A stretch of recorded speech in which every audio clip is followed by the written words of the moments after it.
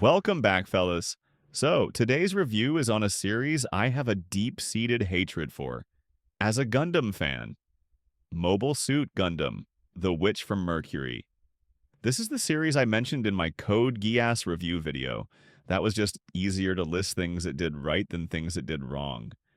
So, if you guess this series, Gold Star. This series was the biggest failure of the Gundam franchise since Gundam Age. It surpassed Gundam Age by leaps and bounds in its failure, to the point that it couldn't be compared, while Gundam Age was poorly executed. The concept was okay, but G-Witch was just plain bad from the get-go. It was the epitome of, Put a ticket in and make her name it gay! that's exactly what this was. I'll be honest, I was skeptical when they announced this series, marking the first ever female protagonist in a main universe series.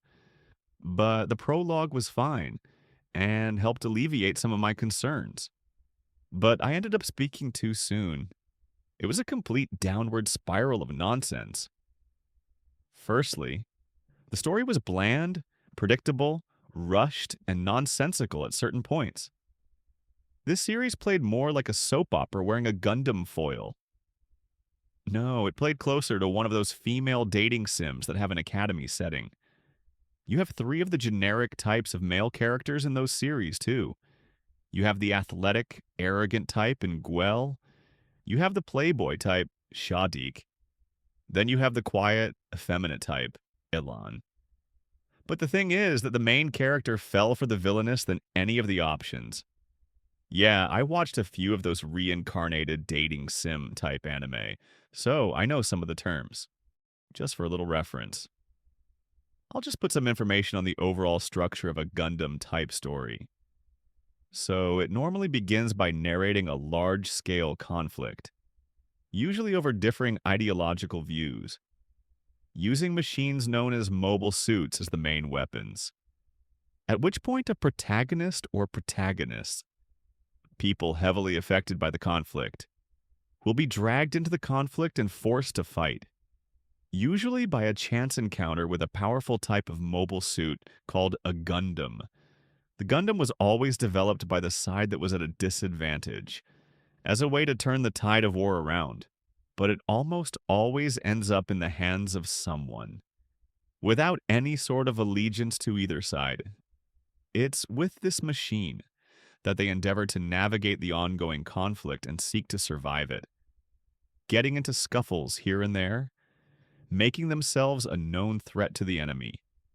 But along the way, their battles end up changing their perspectives on the war. They realize that their opponents might have valid justifications for their own actions for the war, and everything isn't black and white.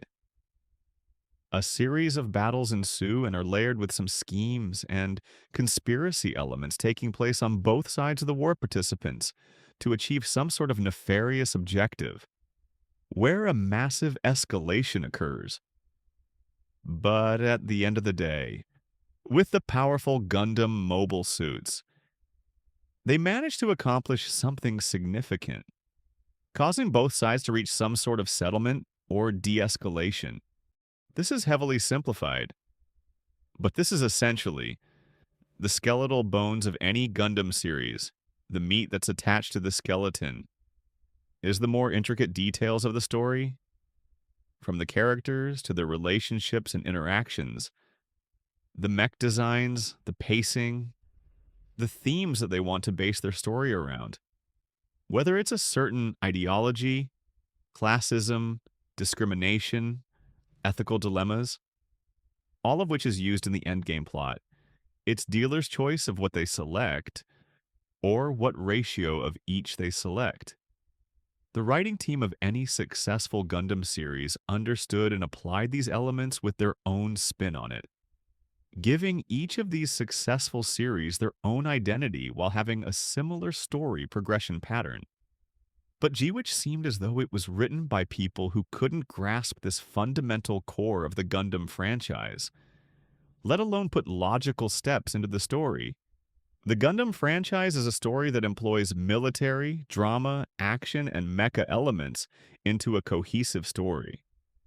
There's some romantic elements too, but its role is the least in priority within the story. However, G-Witch failed at this. I had a hard time determining what the hell this series wanted to be, but it looked like it tried to make the same gender romance. The main draw of the story, with everything else being secondary, usually in a Gundam series. The Gundams themselves are either a plot device or are installed with a plot device. In this series, they are installed with the plot device called the gundam system, a man machine interface that has detrimental effects on their pilots after long term use. That uses a ubiquitous material called permet that has high data transfer rates. Permet is also a heavy source of conflict within the series, although it doesn't go much further than just saying so. So, this train wreck of a story looks like it focuses on the ethical uses of this system, or at least that's what I think they are trying to do. G Witch looks like it tried to take a corporate side of things rather than military and ideological sides that previous, more successful Gundam series usually take. But they botched it.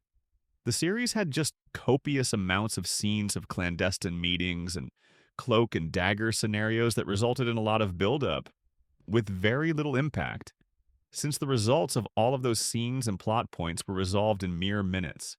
This series' main flaw was trying to do too much in its 25 episode runtime. So let's just do a quick rundown of G Witch's failed story. A majority of events take place in a space colony that's used as an academy, where different factions of a space dominated economic power block, called the Benerit Group, vie for the top spot. At which point, the protagonist, Suletta Mercury, more on her later, enrolls with her mobile suit, Ariel, where she encounters the female lead. Wait, I can't say female lead, I mean co star, Mio Renee Rembrandt, who is the daughter of the chairman of the group, and the main culprit of the massacre in the Ox Earth resource satellite in the prologue. That was testing the new model Gundams, so this chick is used like a trophy, where the top pilot will be married to her after they graduate from the academy, and gain substantial financial assets and political clout for their faction. Or something like that. The current holder is one of the main characters, a guy called Gwell. But this chick is hands down the most unlikable female lead across all Gundam series. She steals Ariel and attempts to challenge Gwell to a match to win her freedom. I could have sworn I saw something like this before. Oh, right. Didn't they do this in the Disney movie Brave? Another piece of girl boss nonsense. Disregarding the fact that she is not a pilot and he is the best in the school. You have to wonder what her thought process was when stealing a mobile suit. She had no knowledge of how to operate effectively, or what its specs are. And if it could beat the specs of the mobile suit the champ uses. A forced use of plot convenience to tie the two co-leads together. In any case, a little tidbit here. It was seen later in the series that the second fake Elan tried to steal Ariel, and was stopped by the ghost living in the Gundam. This is the best way to describe this character. So, how did this chick hijack the Gundam if it had a live-in bodyguard? You mean to say that the ghost let some stranger board and steal the Gundam? Make this make sense. But anyway, she was getting wrecked until Suletta requested to substitute for her, and proceeded to defeat Gwell with her remote weapon system. The main feature of the Gundam system was its ability to precisely use remote weapons, using a data transfer evaluation system called Permet score, where the higher the score, the higher the data transfer rate, and the higher the mortality risk to the pilot via the Gundam system. After which there was a whole wasted episode debating if Ariel was a Gundam or not. Even then, the whole inquiry was a waste of time since if the president, Mio Rene's father, said if it was a Gundam, then it was a Gundam and slated for disposal, but somehow his daughter convinced him to make it a trial by combat, making it look like he wanted her to stand up to him or something. What kind of garbage writing is this? You would think that they would shorten these sorts of time-wasting scenes when Witch only has 25 episodes in total. Very strange for a main universe series, at which point she wins by just spamming her swarm weapons again. Such crap! Suletta's fights were incredibly boring. There was no sense of tension on whether she would win or not. One of the most hilarious things I've heard in this series is that farcical oath they need to recite before they begin the duel. Dude, Suletta's victories were all a huge FU to that oath, because all of her victories were because of her machine specs. But anyway, the majority of the first season just drags on, focusing more on trying, or rather, forcing the audience to care about the relationship between Suletta and Mia Renee. And then there's the company. They start with a bunch of characters that nobody cares about. There's not enough time to develop the main characters. Nobody cares about these secondary characters. No, there's too many secondary characters to keep track of. But then comes the second Gundam to be introduced, the Faract, who challenges Suletta for her Gundam. She wins, but this was the first time I thought a Gundam versus Gundam fight was boring. There's a lot of firsts for this series. Unfortunately, I think all of them are negative. She wins by some nonsensical plot armor every time it looks like there's going to be some sort of upset by her opponent. They use the vagueness of the plot device known as the Gund arm system, and the MacGuffin called Ariel to remedy it, generating some kind of field that interferes with the enemy machine. Every single time, I would think in a duel, electronic warfare type systems would have been banned or something. This can't even be called a duel if the other machine could hijack your machine or render it inoperable. At no point in this BS series that the overwhelming advantage was never out of Suletta's favor. Except for one instance further down the series that the writers put to move this crap story along. Anyway, the dude ends up being disposed of and replaced with another lookalike. And so on. You mean Suletta was so blind that she didn't notice the drastic change in mannerisms between the previous guy and this one? I thought they were friends. It goes to show how poorly written this main character is. Then the original Elan was part of a plan to gaslight her at some party.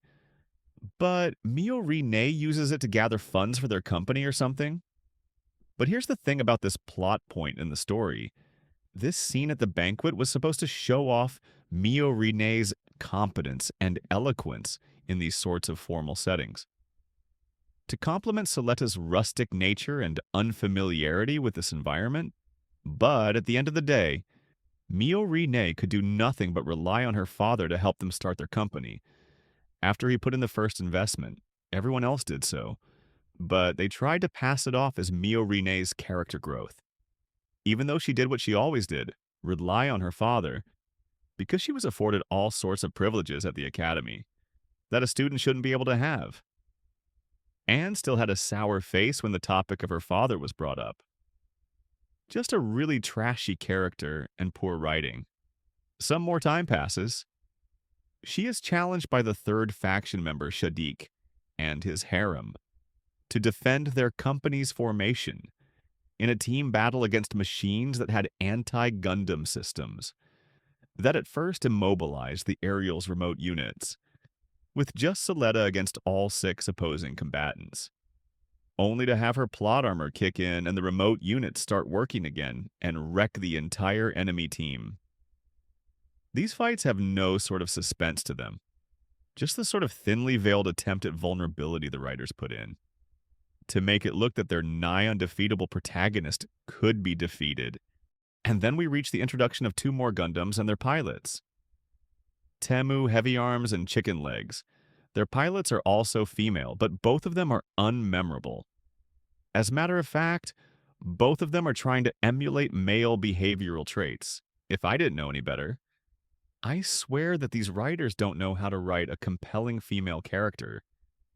In addition, these writers are adding too many extra characters again, and wasting time on worthless events that none of these characters are leaving any sort of impression on the audience. Anyway, they hijack a space station and get into a scrape with Suletta and her posse, where the newly upgraded Ariel chases the hijackers away. and Soletta turns a hijacker into ketchup in front of Mio Rene, which drives a wedge between them, even though she did it to save her life. Talk about ungrateful. Oh, right, and Gwell ends up kidnapped and taken to Earth. Then on to the second season of this train wreck. To be honest, I forgot when this season started airing because the first season was so bad. They give you a bit of a look on the Earthling side of things. About the heavy degree of economic collapse and rampant poverty the Earthlings are suffering from at the hands of the Spatian monopolized economic bloc. But it's strange. This should have been the main setting of the story. Instead, they focus a lot on high school drama nonsense. Anyway, it was seen that the gap between Soletta and Mio Rene is still there and continues for some time. They really intend to waste series runtime and drag this out. The two Earthling pilots infiltrate the school thanks to Shadiki acting as their backer, and almost stole the Farakt Gundam from Soletta and Mio Rene's company's hangar, but decided not to because of a wager Soletta made with them. Does anyone think it's strange how easy it is to steal Gundams in this series? Grand Theft Gundam is nothing new to a Gundam series, but these Gundams have activation keys in the form of their pilots, PDA units. Don't you think it defeats the purpose of the anti-theft device in the form of their PDA units if anyone could steal it without further user verification? Like a fingerprint or password, it is harder to break into someone's email than steal a Gundam. So, in some school festival event, it turns out that the Earth Gundams were also smuggled onto the school and began wreaking havoc. With a bunch of mobile suit drone units, how incompetent are the Academy staff in this series? At which point, one of the pilots is ended through sensory data overload by Suletta and Ariel. Or rather, the ghost living inside Ariel. The other one retreats and is hidden by Shadik, along with the second Elin lookalike. After his failure to steal Ariel, where a forced kinship is developing between them. She later gets blown away and he just watches, even though he had a powerful machine that could have helped. This guy's existence was just pointless. He stood for nothing, didn't grow to stand for anything, and accomplished nothing at the end of the series. Why? Because he was too much of a coward to shoulder the risks of the Farakt Gundam's Gundarm system. In previous successful Gundam series, even if the Gundam was equipped with a dangerous system, their pilots would rise to the challenge and take those risks because they wanted to accomplish a goal they had in mind. That's a key part of character growth and raises the appeal of the character. This brings up a strange impression I got while watching the series. It looked like the relevant male characters were being heavily restricted in their roles and actions by the writers to try to shift, or to be more accurate, force the focus on Suletta and Ariel. Because the Farakt Gundam had the second lowest showtime next to the Schwartz Ede Gundam, which only properly showed up for 1 or 2 episodes before the series ended. The two Earth Gundams had more screen time than the Farakt and Schwartz Ede. I'm being objective here when I make this statement. Then there was the forced betrayal event where Gwell managed to get back to the Academy after being the only character to have some form of development in this series. He challenges Suletta and wins because Mio Rene sabotaged Ariel with help from Suletta's mother. At which point Ariel now belongs to Gwell along with Mio Rene being reinstated as his fiancé. So a woman betrayed another woman because she believed it was for the betrayed woman's own good? Okay then, after wasting more time about Suletta moping on and everyone trying to cheer her up, they rushed the Academy takeover subplot, where it was revealed that Shadik was the culprit behind all of the incidents involving the Earth resistance activities, including the school festival attack, to usurp control of the Benerit group and dismantle it, to give control of significant group assets to Earth companies to arm themselves. But he was quickly dealt with by Gwell, an anticlimactic finish to this section of the story. Especially after all the time the writer spent trying, and I use trying lightly, to make Shadik this brilliant mastermind, only for this so-called grand plan to be quickly derailed and neutralized. Now they move on to the next phase, where Soletta's mother is the new big bad mastermind. That attempted to escalate the conflict between Earth and space by causing a ruckus during peace talks, and kicked off a massacre using the Ariel controlling a large number of drone mobile suits. To act as a diversion to seize some kind of vague endgame weapon called the Quiet Zero Space Fortress, where Soletta is forced to use a confiscated Gundam to try to stop her mother and biological original Erict, who inhabits Ariel from enacting some mass genocide plan. At least that's how they phrased it. Their main point was the use of one of the key story concepts of data storms generated by permit scores to create some kind of network to allow Eric to live in that world. But they never explained how that makes any sense. She was still a ghost living in Ariel's data management system. It's clear that this story concept of permit scores was heavily influenced by the psycho frame technology of the original series. But these two are very different, as there was no link between permit scores and psychological phenomena mentioned at any point in the series. This is one of those instances of trying to make something sound conceptually deep, but it just ends up being nonsense. And then an out from left field appearance of like a large scale space laser cannon that one of the rival factions in some regulation organization, the Space Assembly League, that had no presence in the series outside of the very small roles through the two agents, cooperated to destroy the now neutralized Quiet Zero Space Fortress, to forcefully suppress the Benneret group, where the laser fired a shot, but was blocked by some nonsensical BS. Generated by Ariel, that resulted in Ariel being heavily damaged by it. I just had one question. Are the Ariel's remote bits made from adamantium or something? The main machine and every other drone were heavily damaged or destroyed, but all of the main swarm units were undamaged? I'm calling shenanigans. Then the laser cannon was readying a second shot, but Soletta working together with Ariel in some high-level BS plot armor, takes control of the other two Gundams in some overblown light show.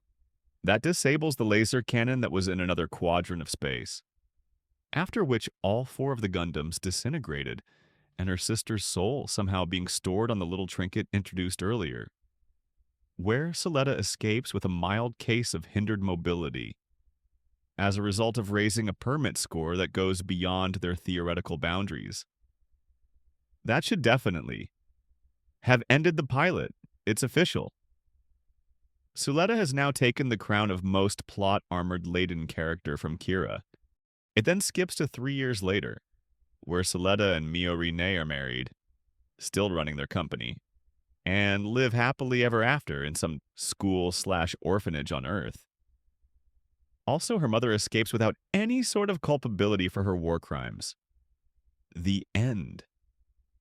Wow, just wow. Did these people forget that this was a science fiction series and not a fantasy one? Who the hell allowed this trash to leave the production facility? The main points of this series were a total mess.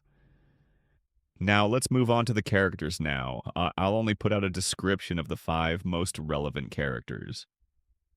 First off, Suletta Mercury. So nobody thought that this name was an alias. She came from the Mercury colonies and her last name is Mercury. How creatively bankrupt are these writers? But you know what? I think Mary Sue would be a better name for her. There was almost nothing she couldn't do. She reminds me of another Mary Sue desecrating a beloved sci-fi franchise. This chick, where everyone else feared the Gundam system, she could use it without issue. She had no depth as a character, and just went along at everyone else's pace. Even to the very end, she just came off as bland and unappealing as the main character. I think they were going for a lovable ditz.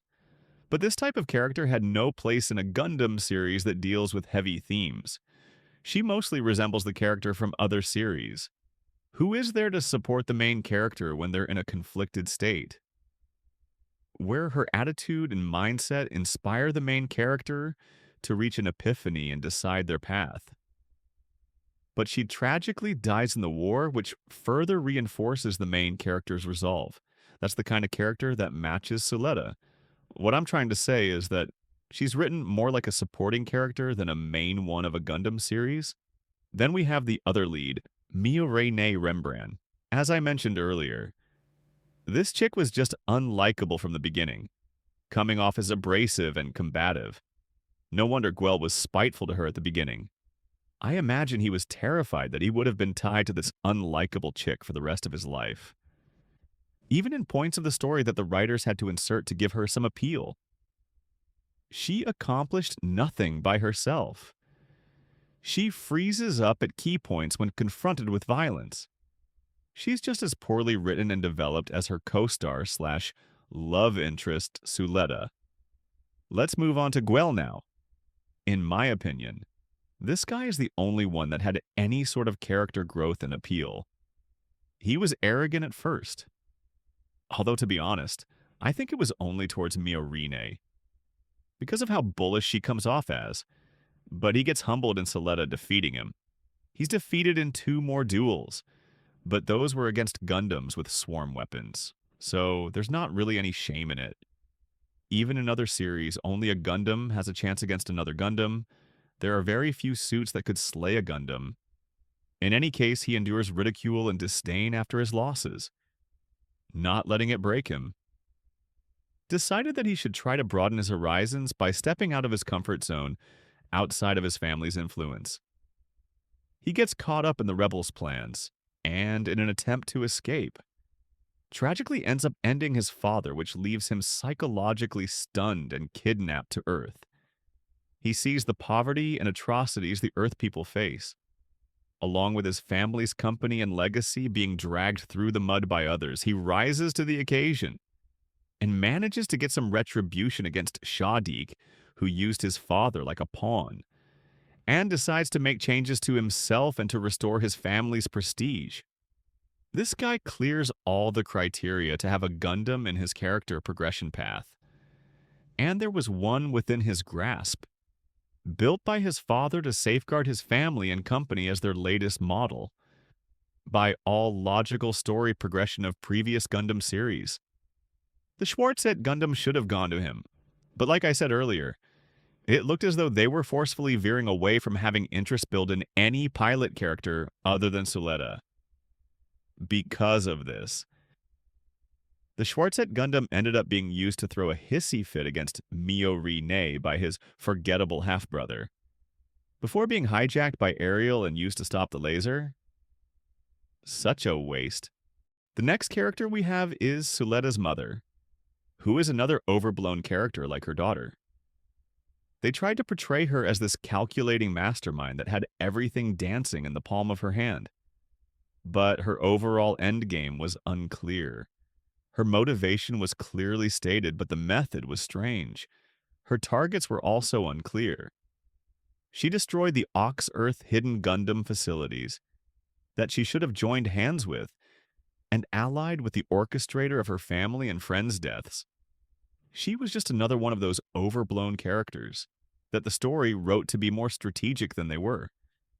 Finally, there's the crux character of the whole series, the hidden protagonist, Ariel's resident ghost, Erict, the girl that had a full compatibility with the Gund format. That ended up being too weak to survive in space and was saved by having her consciousness transferred to the Ariel. She would technically be 25 years old. She's actually the winner of all of the duels now, isn't she? But at the end of the day, she's the MacGuffin of this story. The concept of a ghost in the machine had been explored in other anime, but I see her as a wasted opportunity. She also just goes along at someone else's pace. Being her mother. Final thoughts now. So, here's the thing. This series' failure should have reinforced a fact that should have been clearly apparent. You can't please everyone. Series are written for a certain demographic as their target. There's Dragon Ball Z for boys, Sailor Moon for girls, Gundam for boys, Magical Procure for girls. But that doesn't mean that these series wouldn't attract fans from outside their target demographics, just as long as the story's good. But G-Witch is without a doubt following the Western trend of invading male entertainment with female main characters and elements geared for female entertainment, destroying the series project, while knowing full well that it doesn't work in the opposite direction. Now, there are some series that are made for males with female protagonists, but those have other elements that appeal to males. But when they do choose to use a female protagonist, the writers are setting the difficulty bar to a very high level than if they used a male one. With failure being more than likely, we have to wait about 4 years for a new mainline Gundam series to be aired.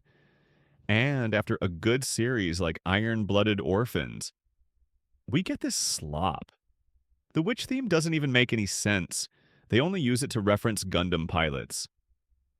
So, what are the male pilots? Warlocks? I get the feeling that they just use things that sounded cool without any further tie-in. Let's use Iron-Blooded Orphans, for example. How the Gundams were named after the Ars Goetia Compendium of Demons. Even down to their own man-machine interface, the Alaya Vinyana system having risks, and to access more of the Gundam's power.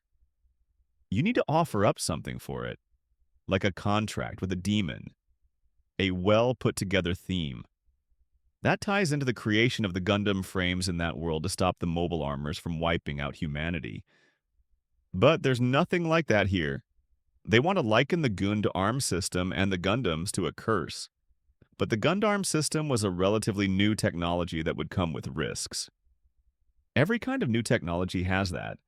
It's only after countless trials and error that it could be refined and made safe for use.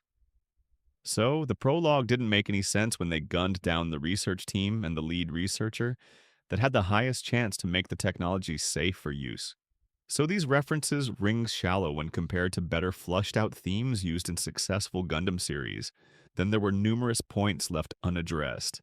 The imbalance left between Earth and space that was left quite vague. They dissolved the Benneret Group, but the laws and charters that allowed the space companies to have a colossal advantage over Earth-based ones hadn't been changed or revised. So the same thing would happen later on. It's just a different spaceborne economic bloc would be created to fill the gap the Benneret Group had and do the exploiting. They even mentioned that themselves in the last episode, but phrased it like that's the future's problem. We're just girls. We did what we could. But now we're just going to live our lives. Tee-hee. As if that wasn't enough. The unethical enhanced human experimentation plans that Pale Technologies used to create compatible pilots for their own Gundams, like the Pharact. They just retired after the group dissolved and that was it? Or how the ghost of the first Elan Double and the 2 Earth Gundam pilots was somehow stored on a system with no connection to his sponsor, Pale Technologies. Or Miorine's mother's involvement in Quiet Zero that looked more like plot convenience than anything else. Or how does a system like Quiet Zero that generates and controls all permit-based systems create a peaceful world? By force? Just a complete dumpster fire of a series. I don't know who the series was made for, but it wasn't made for the longtime fans of the franchise. However, here's the most worrying thing about this series. In a significant aspect, this train wreck could be considered a success. That aspect is merchandising. The model kits would sell because of how good the mech designs are. To be honest, the Pharact and Schwarzet Gundams are really appealing to me. The Pharact has this armored core vibe to it, and the Schwarzet has more of a traditional Gundam look to it, but suited to its role as a heavy close-quarters combat unit. Even the non-Gundam mobile suits from the 3 main factions are well designed. Then there's also the marketing of the cutesy characters that seem to be lucrative. Unfortunately, this may embolden the producers to think more that as long as it looks good, it will sell. And as a result, future Gundam series would end up having poorly made stories and worthless pandering focused themes, driving away longtime fans. But what do you guys think? I'll end the video here. Please like and subscribe. Until next time, bye.